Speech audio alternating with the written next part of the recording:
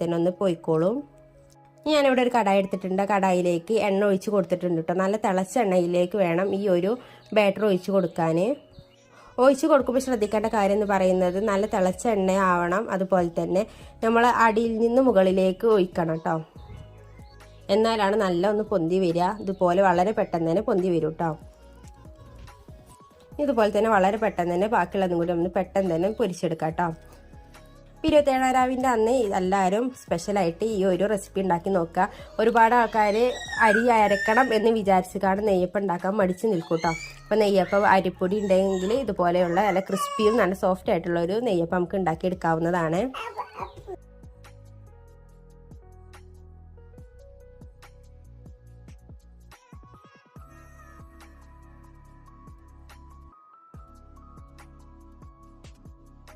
അപ്പം ഇന്നത്തെ വീഡിയോ എത്ര ഉള്ളൂ കേട്ടോ. അതൊക്കെ ഇതിൻ്റെ ഉൾവശം കൂടി ഒന്ന് കാണിച്ചു തരാം. നല്ല സോഫ്റ്റ് ആയിട്ടുള്ള ഒരു